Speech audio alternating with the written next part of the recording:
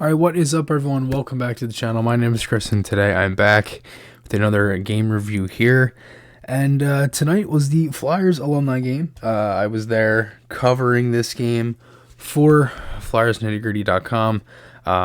Thank you to Jamie and Yariv for always doing the best job with the site and getting people like myself in the building on press row to cover games like this one. And, you know, this was a fun game overall. A lot of good things came out of it. It was a great event for the Flyers alumni and obviously all the fans that were able to attend and things along those lines.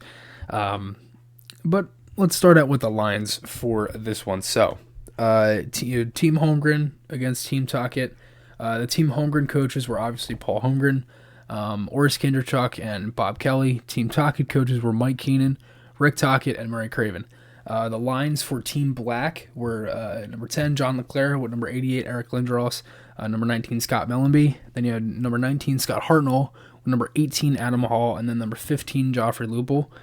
You had number 9, Scotty Upshaw, with number 14, Ron Sutter, and with number 21, Dave Brown. Number 29, Todd Philbrook was the odd forward for Team Black. And then the defense was number 2, Mark Howell, number 3, Dan McGillis, and then number 14, Joe Watson, who's 78 years old, by the way, with number 2, Darian Hatcher, and then number 42, Robert Esch, played the entire game for Team Black, and number 35, Neil Little, was the backup goaltender. For Team Orange, you have number 12, Simone Gagne, with number 48, Danny Briere. Also on his right, you have number 22, Mike Knuble, who actually took a puck to the cheek area, and he talked about it post-game. He actually had broke his orbital when he was here in Philly, and he said this felt like it was worse, so very crazy stuff. Then you had number 26, Brian Pratt, with number 9, Pelly Eklund, and number 18, Lindsey Carson. Then you had number 87, Donald Brashear, with number 37, Mitch Lamoureux, with number 27, Reggie Leach, and the odd forward out was Riley Cote, number 32. Number 6, Chris Therrien, with number 28, Shel Samuelson.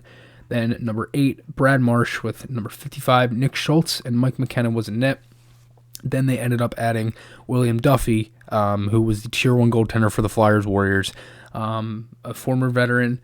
And again, the Warriors are a great program. Cannot say enough about them. And Duffy actually ended up getting to play in this game, last 6 minutes or so of the third period. Had a couple good saves. Had a really nice save on Upshaw. But in the first period, this period would end up to 2-2. Riley Cote opened the scoring from Reggie Leach, ended up going upstairs. Scotty Upshaw would come down and score, which was actually his first of 3 goals in this one. Lupul would end up making it 2-1, Team Black.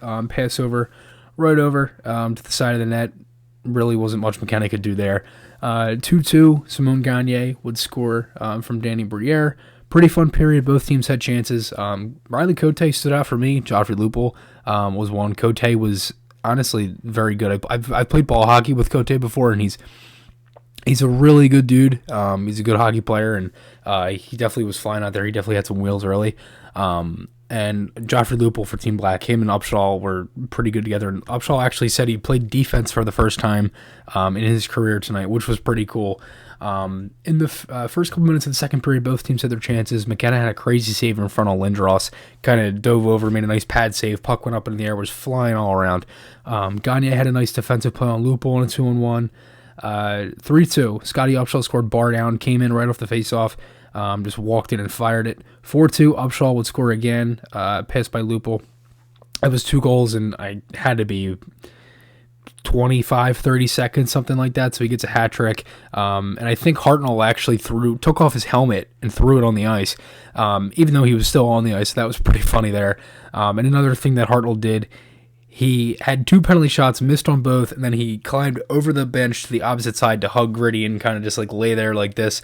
So that was awesome to see. Lupul, after that 4-2 goal, was kind of getting into some rough stuff behind the net, which was pretty cool to see. Brad Marsh would actually end up scoring, which was awesome. I think Bill Meltzer was saying in the press box that I think I heard this right. Brad Marsh had only scored, I think, 23 goals, I think Bill said. I'm actually going to look that up right now just to double check, because that was just unbelievable. And, Brad's a great guy. From meeting him with the Flyers, Warriors, and all that stuff, it was awesome to see. Yeah, 23 goals in the league over 1,000 games there. So that was awesome for Brad to get a goal. 5-3, Todd Fulrick would score. He just 1-2, third whack ended up going in. Then it would be 6-3, Team Holmgren. Lindros scored in close. It was very similar to Todd Fulrick's goal, just kind of slammed it right in front. Knubel, as I said, ended up taking a puck to the face. There was blood on the ice. He was okay. And they actually sent a picture to us up in the press box, and I saw it on Twitter as well. And the cut was around like right here, as I kind of mentioned earlier. But he was okay. Came back out, was on the ice for the opening faceoff. And then Gagne would score on a 2-on-1 with Briere to make it 6-4. Hartnell would go down. Obviously, Hartnell down. And it's crazy because there's only really a handful of guys that I personally saw play live. Hartnell, Briere, Adam Hall, Mike McKenna.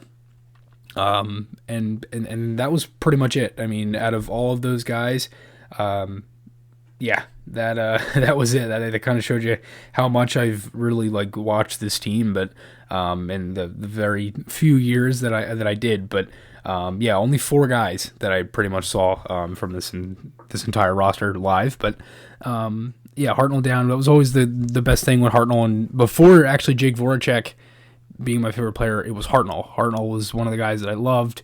I have one of his Winter Classic jersey hoodies. And he was just, I love Scotty, always did. 6-5, Donna Brashear would score on a shot from Brad Marsh from the point, deflected off Tocchet. I believe his skate might hit his stick, went right over to Donna Brashear, and he fired one. Both teams had chances. Esch had a nice save on Briere flying down the middle. Tocchet had a really nice stop move. I don't know who was defending him, but he slid into the boards, fired a slap shot, and then he had another chance in close. Eklund just slipped one wide a couple minutes later. Duffy would end up coming in. The crowd was chanting, Duffy, which was awesome. And big roar when he came in.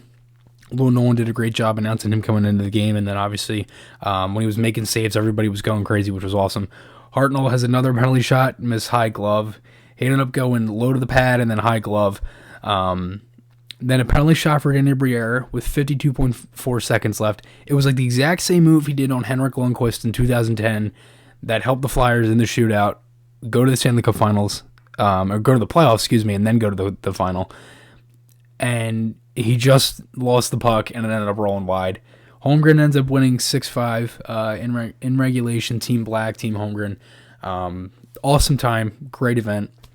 It was great to see some of those guys, and it was really cool to talk with Bill and all the other guys up in the press box, and kind of hear all the feedback from guys that that have watched this team for a long time. And being young myself, it was pretty cool to see all these guys. And I've been to an alumni game before. I went to the 2017 one against Pittsburgh that ended in a tie, so I was glad that this one didn't end in a tie and there was actually a winner. But let me know your guys' thoughts. If you were at the game or anything along those lines, maybe follow along on Twitter. But remember, guys, podcast articles, those links are on my channel. Thank you again to Jamie and Yuri for sending me to the game, and I'll talk to you all again soon.